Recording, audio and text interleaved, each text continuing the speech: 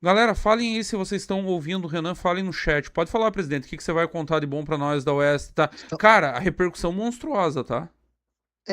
você é a primeira pessoa que eu estou ligando, que eu saí de lá, fui deixar os meninos lá no escritório, tava sem bateria no celular, eu falei, vou dar uma ligada. Eu vi que você tava ao vivo, falei, deixa eu perguntar pro Bisoto, deve ter visto.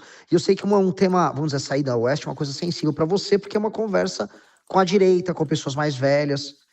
E aí queria saber a tua opinião. Cara, eu tinha falado no Bisoto by Night com o Junito antes de começar a entrevista que a minha expectativa pela West era boa. Eu fiquei muito puto com a entrevista de manhã no Morning, papel patético daquele rapaz, da direção do programa, de todo mundo, com o GC, com imagem. Você falando, os caras metendo o Flávio Bolsonaro com anunciando que vai lutar pela redução da maioridade penal. Um negócio vergonhoso, vergonhoso. O que a PAN fez hoje de manhã foi vergonhoso. Mas eu falava pro Junito, eu tenho certeza que por mais bolsonarista que o Augusto seja, o Augusto é sério. O Augusto leva jornalismo a sério. E aí, Pois quando eu é. comecei a ver a repercussão no primeiro bloco, tipo, eu tava muito pela repercussão. A galera tava muito empolgada. Porra, que legal. Então, porque assim, poxa, assim, a gente abordou temas que são muito caros ao eleitor bolsonarista. Os blocos sobre STF, cara, foram blocos assim pesados. E daí eu misturei isso com os temas que são centrais na campanha, na pré-campanha de desfavelização e destruição do crime organizado. Pô, foi bem legal, bem. A gente foi para casos concretos, sabe? Do Sim. tipo, tá, e se eu botar o direito penal do inimigo pra andar, botar uma favela em estado de defesa e a Marina Silva entrar no STF? Que vai acontecer, sabe? Então eu acho que foi legal, sim. Mas você não assistiu ainda, então? Não vi inteiro. Eu vi o começo dela, eu vi o primeiro bloco, daí eu pedi para um menino meu da minha confiança ver e ele ficou vendo para mim para me dar o feedback e me avisar quando se terminasse lá. Eu fiquei segurando a live para só entrar depois que se terminasse. E Hum, aí tá. eu fiquei focado na repercussão. Eu tava muito focado na repercussão. Mas repercutiu bem, então? Cara, não é que repercutiu bem, você não tá entendendo. Bloco a bloco só melhorava. Tipo, o primeiro bloco foi pra conta. Meu Deus, Renan tá ainda melhor no segundo. Terceiro bloco, eles estão tentando chamar o intervalo, ele não deixa e eles continuam com ele no ar porque tá muito boa a entrevista. Tava Não, foi muito legal. bom. O Foi Felipe legal Manuel, mesmo. inclusive, mandou aqui no chat que orgulho do Renan. Viu? Vocês me chamavam de louco quando eu dizia que tinha que ser ele o candidato? Chupem. Eu também achava que era loucura. O Visoto nunca erra, cara. Maravilhoso. Então, tipo, depois, né, eu queria, assim, depois uma análise tua, quando você estiver mais tranquilo e... Pediram só uma coisa, tá? Falaram aqui no começo da live. Nas considerações finais você não olhou pra câmera. Você tem que acostumar a olhar pra câmera em Mas não estúdio. tinha uma câmera específica, eu não conseguia saber, porque tinha duas câmeras atrás do piloto. Então eu não sabia qual era. Então meio que eu olhei pra frente, assim, sabe? Não Na sabia qual era a Oeste não câmera. tinha um esqueminha de luz. Não. Não tinha assim, essa aqui é a tua câmera. Por exemplo, em todos os lugares que você tá indo tinha, essa aqui é a sua câmera. Hoje não tinha. Então eu fiquei um pouco ali, mas, enfim, né? Acontece. Também não dá pra ser perfeito. Eu vou falar pro Riso que ele tem que descobrir isso antes. Qualquer coisa ele pergunta pro diretor e te Sim, sopra. é, é. Também acho. É legal mesmo. É legal porque esses contatos com o público são bons, mas tivemos momentos bons. Cara, os momentos sobre STF acho que você vai gostar bastante, tá? E Não, trouxe eu também uma tive análise que eu amigo acho me bem mandando legal. mensagem na hora dizendo eu só tenho medo de que acabe empreendendo o Renan até o final da campanha. Galera, passou a fase do STF super poderoso. Não vai acontecer. Eles Relaxem. não estão nessa fase aí, não, cara. Eles não estão, não, eles não estão, vamos dizer, com esse reggae todo, né? Eu não falei uma besteira, você vai gostar. Falei, ó, mas e se o STF não deixar você fazer isso? Ué, decisão ilegal não se cumpre. Mas o que você vai fazer? Você vai botar as Forças Armadas lá? Não. Eu dei um exemplo do Ayrton Senna, cara. Eu queria que você veja. O exemplo do Ayrton Senna é lindo, cara. Qual é o exemplo que você usou do Senna? Falei, o Ayrton Senna é aquilo que todos os adversários do Senna falavam.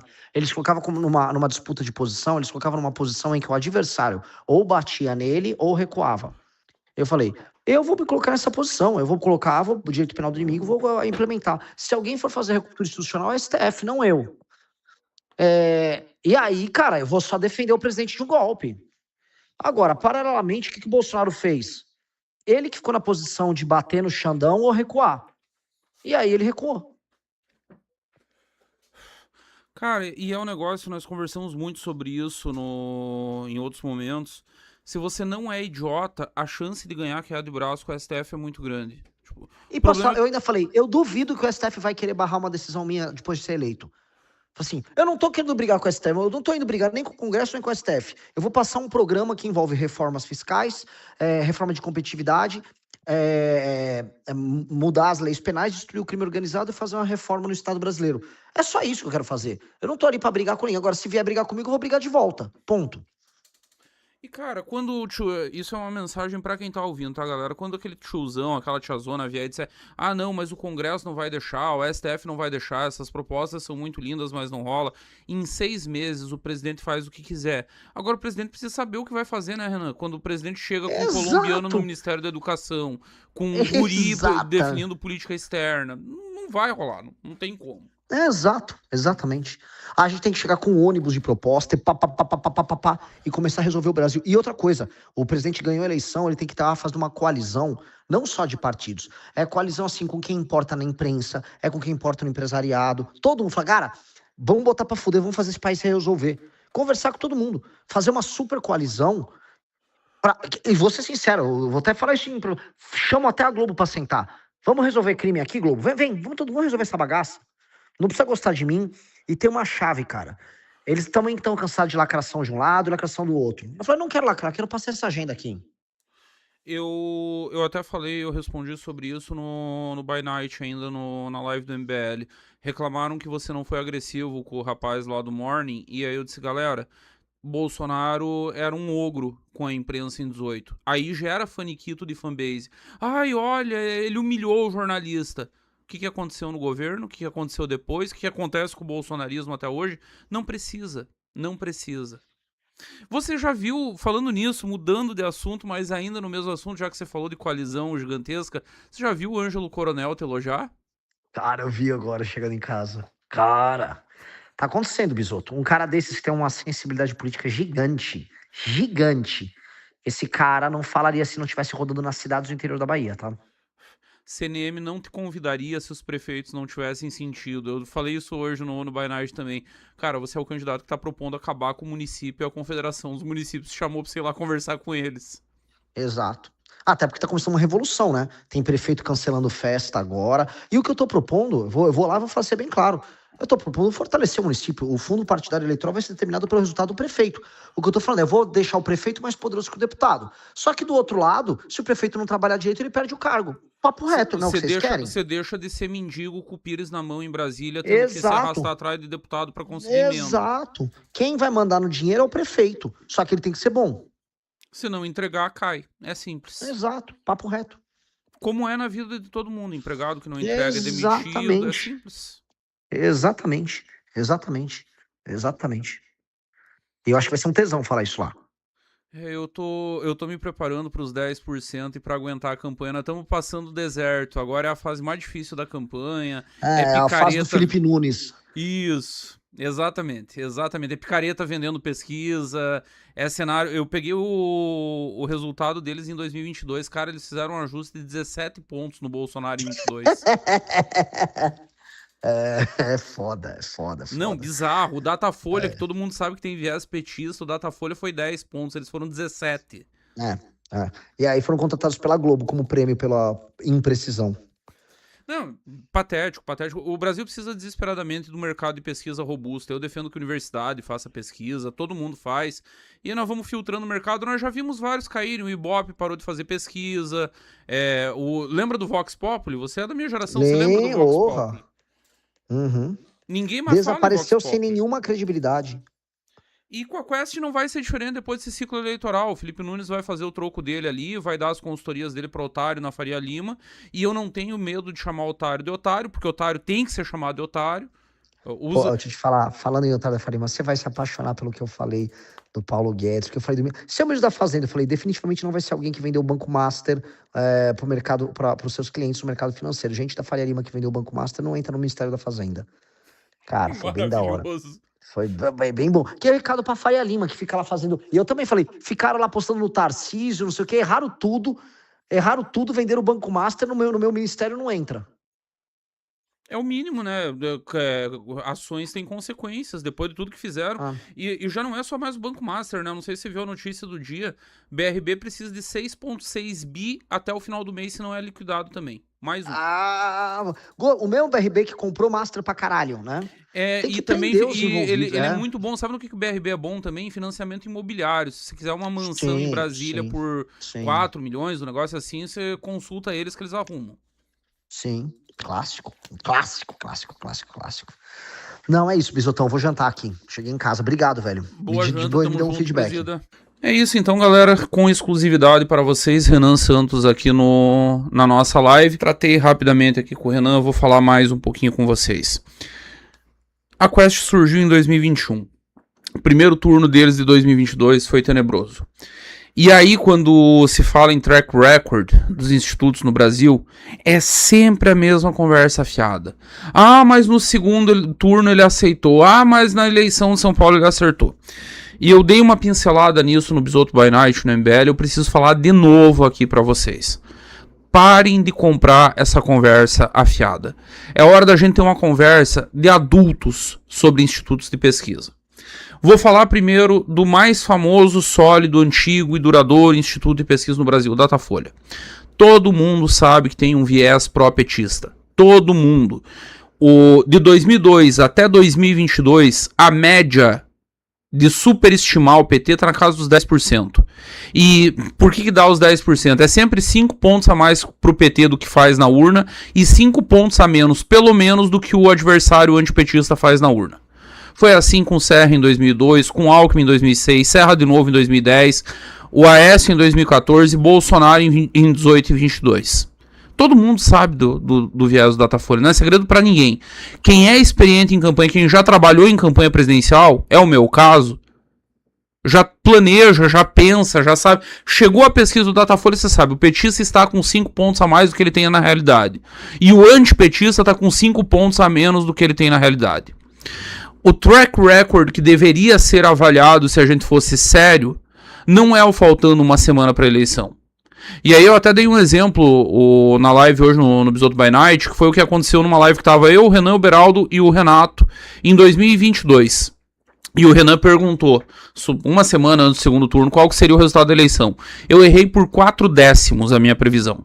Eu dei o resultado exato, eu disse o Lula vai ganhar numa eleição muito, muito apertada e, se eu não me engano, eu cravei 50,5 a 49,5, um negócio assim. Errei por 4 décimos.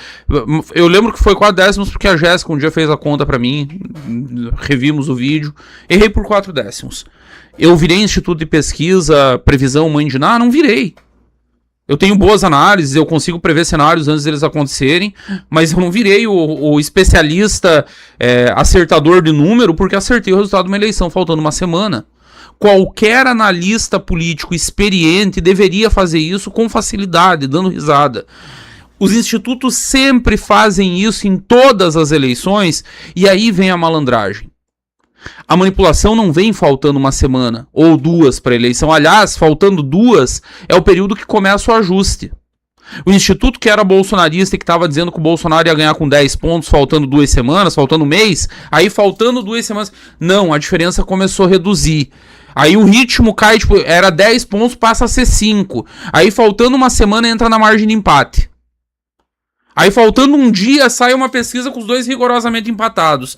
E aí se você perguntar pro dono do instituto no dia seguinte, não, mas veja, é porque o ritmo, nós captamos o movimento que deu a alteração. É sempre a mesma filha da putagem. 20 anos lendo pesquisa. 22. Sempre a mesma filha da putagem. Não, nós captamos o ritmo. A do Renan eu já vou dizer qual vai ser a filha da putagem. Não, mas veja, a nossa pesquisa mostrava que a rejeição dele era menor. Existia a possibilidade. Nós previmos o movimento. Aqui que previram. Aqui que previram. Quem previu, quem tá vendo, quem tá captando, que não tá prevendo, não tá... É a Atlas. E outros, o Nexus, o próprio Datafolha, o Renan cresceu em todos. Em absolutamente todos. No ritmo da Nexus, em que o Renan aparece com 3%, ele bate 10 na convenção. Exatamente o número que eu tô dizendo há mais de ano que nós vamos chegar na convenção. E que eu também não tirei da bunda, eu só vi uma análise de votação, não foi nem análise de pesquisa. E conhecendo o candidato, sabendo do desempenho que o candidato teria, conhecendo o MBL, conhecendo a missão, sabendo do desempenho que a militância entregaria, sabendo da pré-campanha que seria feita, dos moldes que a coisa correria, eu estava muito tranquilo quando eu cravei os 10%, porque eu sabia para que público que a gente ia falar, como nós iríamos falar, e a competência que a gente tem de fazer a mensagem chegar. E aí o Atlas tá pegando, o Nexus tá pegando, o Datafolha tá pegando, todo mundo pega. Menos o picareta que vai na Faria Lima e dá palestra para um monte de investidor mediano burro, porque o Big One da Faria Lima, ele já tá fechado há um bom tempo e ele tá dividido em 3 grupos. Tem o grupo fechado com o Flávio e que vai com o Flávio até o fim. Tem o grupo fechado com o PT, não é nem com o Lula, com a Haddad, é com o Camilo Santana, é com o Alckmin. Com quem sair dali, esse grupo vai com eles até o fim. E um terceiro grupo de big players que estão esperando, que estão olhando, que estão analisando. E que não escutam analista picareta, que nem ouvem esses caras. Não vão para os eventos deles. Não estão lá de coletinho da Faria Lima. Não estão se exibindo, não estão em café caro. Os encontros desses caras são em outros espaços, com outro nível de gente. A análise deles é séria, é feita com base em número, análise de rede, análise de posicionamento, com consultorias sérias, boa parte que não é nem brasileira, para evitar viés de contaminação local, de preferência local. Mas tem os pilantras que vão na Faria Lima e, o Renan é muito novo, ele não pode, não vai rolar. Dá entrevista em rádiozinha local e diz, mas falta proposta. O candidato que mais tem proposta. 8 vídeos de proposta por dia. O candidato que mais tem proposta. E não só tem a proposta. Tem a proposta e a explicação de como é que ela vai ser implantada. Não é só vender terreno na lua. Não é prometer o impossível. Não. Tem a proposta e a explicação. Não. Vai lá o picareta. Não, porque faltam propostas. Porque o candidato dele, aquele incompetente, aquele analfabeto, aquele carisma de chuchu, esse sim não tem.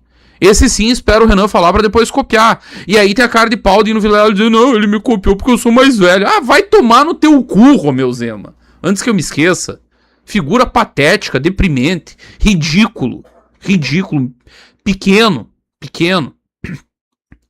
Mas nós vamos passar pelo deserto do Felipe da Quest, nós vamos passar pelo deserto dos picaretas da Faria Lima, que vão ter muito para explicar quando mais um trade fracassar, mais um trade afundar, quando tomarem dinheiro de mais um monte de otário. E aí quando tudo isso passar, nós teremos 10%, nós teremos um candidato sólido, bem posicionado, que terá dado entrevista em um monte de lugar, terá engolido todo mundo, terá participado da Marcha Nacional dos Prefeitos, vai ser elogiado de modo cada vez mais comum por figuras como Ângelo Coronel. Ângelo Coronel é senador da República.